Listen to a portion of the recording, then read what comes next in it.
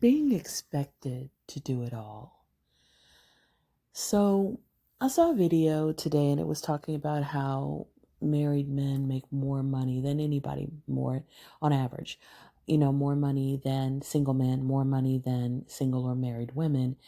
And the person who made the video was talking about how a lot of studies have basically shown that it's because they benefit from their wives doing a lot of the domestic labor. They actually have more time that they can devote to work, devote to extra training, devote to networking, devote to things that would make them more money. And also because marriage gives status, in our society, it makes a man seem more responsible, more desirable, like a leader, because it's assumed that he's, handling his household. And so that gives him a boost in his image. And a lot of times women do things for men like make sure that they're eating healthy or make sure they're going to the doctor, make sure, their clothes are taken care of and things like that. And so that can also give him a boost to his image. So I was thinking about another question that I saw asked recently. And the question was, why do single moms with kids tend to do better than the single dads without the kids, And some people would say, oh, it's child support, it's alimony. Well, first off, alimony is only in 10% of marriages, so that's not why. And men get alimony as well, so it's not why. And child support doesn't even cover the expenses that most children have. The average child support payment is $430 a month. So that's not it either in most cases. But I was thinking about the way women are socialized and the way women tend to behave a lot of times when it comes to doing it all. Um, a lot of women, including myself, when we were married or in relationships, we got up before everybody. We got, kids' lunches ready, made breakfast, got them up, and then went to work. If we didn't have to take our kids to daycare, if they rode the bus or whatever, if we didn't have to take our kids to daycare or school, then we went to work and we came home and then we prepared dinner and, helped the kids with the homework and maybe put on a load of laundry, maybe cleaned up the kitchen by ourselves many times, and, got ready to do it all the next day, made sure that the kids brushed their teeth, took baths, um, packed their homework away, and we got ready for the next day. They put their clothes out, whatever. And our husbands, a lot of times, went to work and came home. So we had this long to-do list, this very extensive to-do list, and we managed it because we thought that that was what we were supposed to do. We wanted to make sure things got done. We wanted to make sure the household ran smoothly. And so we got in this habit of micromanaging our time and being very efficient about a lot of things and having high standards. And that's what a lot of women did. Not to say all women, but a lot of women.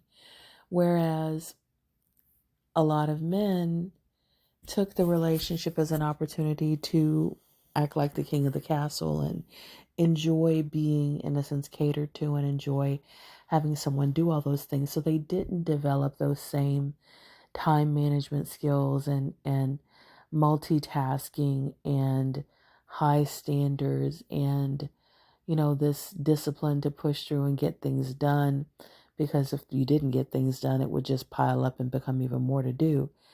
And so they kind of had a lazy work ethic, much less than a much lower work ethic than a lot of women. And so that translates into single parenting when the man is still going to work and coming home and he's not doing anything with that time, whereas the woman is not only taking care of the kids and herself, but A lot of times she's getting educated. A lot of times she's going to therapy. A lot of times she's, building a social support system and doing all these other things in addition to going to work, coming home and taking care of the kids. And it's because we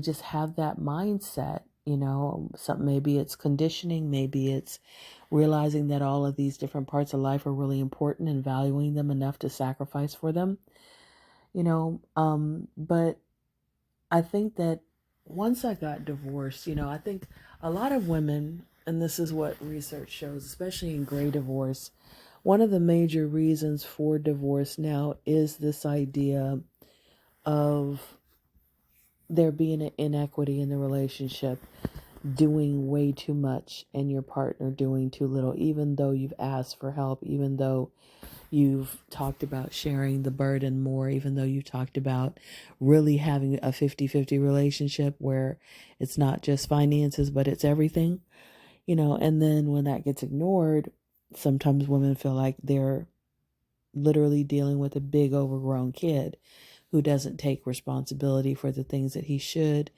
And they don't want to be married to that. They don't want to be a partner to that because they feel like it's not a partnership. And so when you leave that and you either get around more women that are really, moving forward and having these amazing lives, or when you see yourself blossom, it's kind of hard to see men the same way. Because when you're looking at them and you're seeing that lack of ambition, that laziness, that the low standards, the low expectations, the very limited work ethic, well, we can just get by and this is enough. I don't really need to do anymore. Rather than, hey, I can improve. I can make my life better. I can become a better person through all these different methods, I think that when you see that, you're like, okay, I've been there. I've done that. I don't want to do that again. And I think that that's another thing that's leading to the male loneliness epidemic and women who are not dating, not getting married, not having kids, because they literally look at doing everything and say, I don't want to do that anymore. I don't see that as my role anymore. I don't want to sign up for that package. And I think society is definitely shining a light on that more and more and more every day.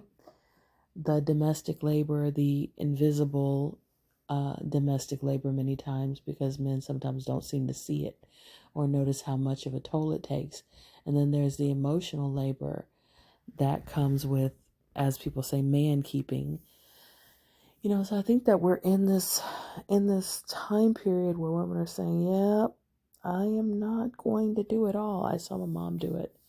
I saw my grandmother do it. I saw my aunts do it, but I'm not doing that." And if it was something I did in the past, I learned from that. That was a mistake, and I'm not continuing to do that anymore because I don't want to burn myself out. I don't want to be regretful. I don't want to be bitter. I don't want to feel used and drained. I want to have a partner. And I think that's something to think about. May you walk in energy. Being expected to do it all